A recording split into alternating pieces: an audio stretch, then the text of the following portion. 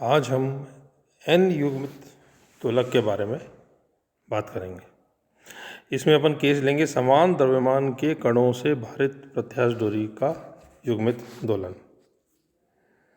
अभी तक हमने दो दोलकों के युग्मन से युग्मित दोलक की गति के बारे में पढ़ा था।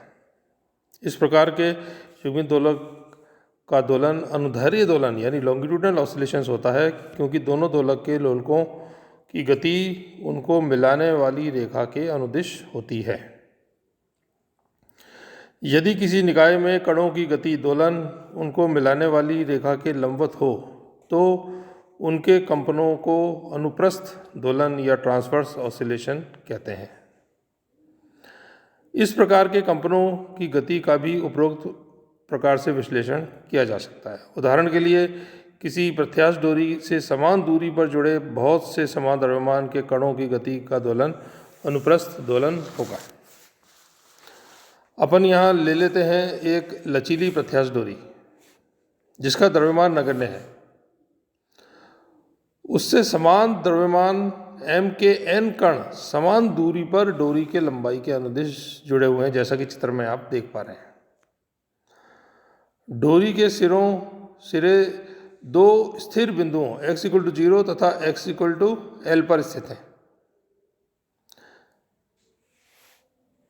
विभिन्न कणों को 1 से n संख्या से अंकित किया जाता है तथा इनकी दूरी नियत बिंदु x = 0 से क्रमशः a, 2a, 3a up till n-1a and na होगी, क्योंकि कण जो है समान दूरी a पर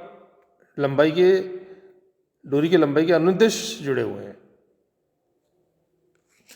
डोरी के सभी बिंदुओं पर नियत तनाव कार्य करता है। माना ये तनाव है सपोज T। कणों को डोरी के लंबवत दिशा में अल्प विस्थापित करने पर उसके तनाव में वृद्धि नगण्य होती है, परंतु एक परिणामी प्रत्यानयन बल में कणों से कंपन गति होती है। डोरी से जुड़े कणों के विस्थापन को निम्न चित्र से दिया जा सकता है, जैसा कि आप चित्र 2 में देख रहे हैं। अब अपन इसी गति का समीकरण निकालते हैं।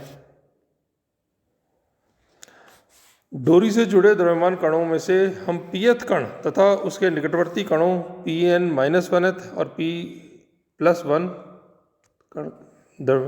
कण पर विचार करते हैं। माना इन कणों पर उनकी साम्य अवस्था से विस्थापन yp, yp-1 तथा yp+1 है,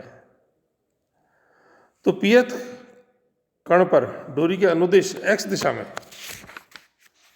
परिणामी बल होगा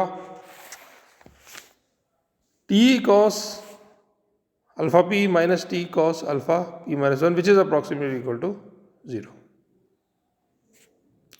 क्योंकि अल्फा पी और अल्फा p-1 दोनों बहुत ही अत्यल्प हैं, इनका मान जो है बहुत ही कम है, जिससे cos alpha p is equal to cos alpha p-1 which is approximately equal to, we can write it as 1।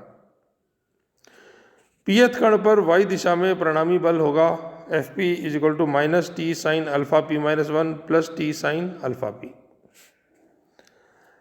विस्थापन y का मान दूरी की तुलना में अत्यल्प होने से अपन कह सकते हैं कि tan alpha p is equal to sin alpha p और tan alpha p-1 is approximately equal to sin alpha p-1।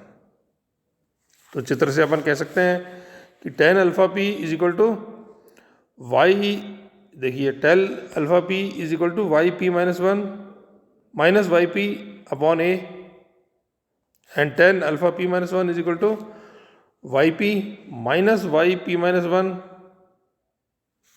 upon a। तो fp का मान हो जाएगा, अपन कह सकते हैं ये दोनों मान अपन रखें तो fp अपन जानते हैं कि this equal to minus T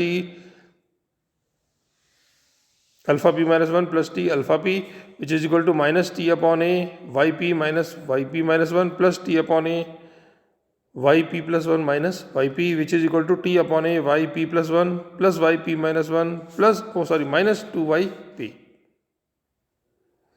तो न्यूटन के नियम से pth कण के गति के समीकरण होगा m into d two y p upon d t square which is equal to capital T upon a into y p plus one plus y p minus one minus two y p, या d two y p upon d t square बराबर होगा T upon m a into y p plus one plus y p minus one minus two y P.